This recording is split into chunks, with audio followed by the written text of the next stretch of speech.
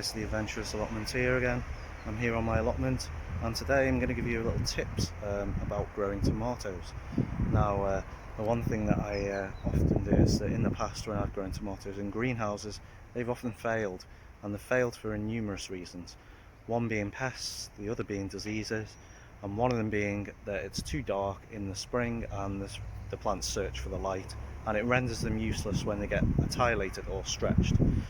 So I've got a tip today that will play against all of what we've learned about growing tomatoes, what people expect, and what the outcomes will be of it. So the thing that people assume is that you need to grow tomatoes in greenhouses to get the height and to grow them, otherwise they simply won't grow, and this is not true.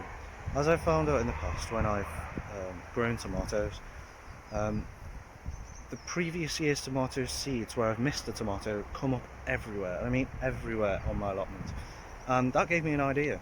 So one autumn I thought, hey, I'll sow the seeds from this tomato where I want to grow them next year, in the hope that they'll come up and they'll just be there growing, so I don't have to transplant them or anything like that. So I did that, and voila, they appeared the next year, and they grew well, and they produced fruit, which I was absolutely made up with. And so that's my advice and tips really, is try getting a few seeds from your tomatoes, plant them in the ground in the autumn, and I'm talking about October or November. Cover them, don't worry, they're completely frost hardy, the freezers won't kill them. They'll arrive next year later on. Don't be surprised if they don't arrive till June or July or maybe even August.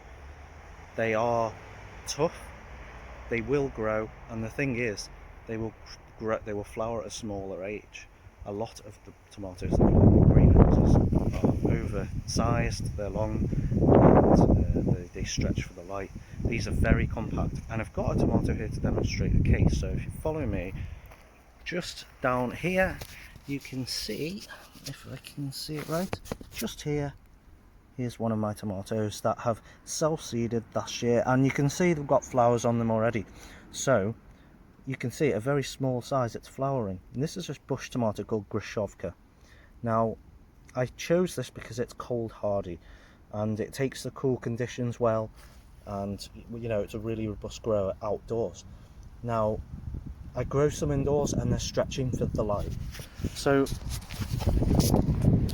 it's really useful to do that. So give that a try when you are get your tomato seeds, save a few, plant them directly outside and in November, and wait, and then by the end of this following summer you should have some really good fruiting robust tomatoes that don't get pest disease or any other ailment. Anyway, I hope you found that advice useful. Leave a comment perhaps if you've done this before, or you found it useful, or you've got any questions, and don't forget to like this video and subscribe. I'll see you next time for another video. Be safe and take care in the meantime.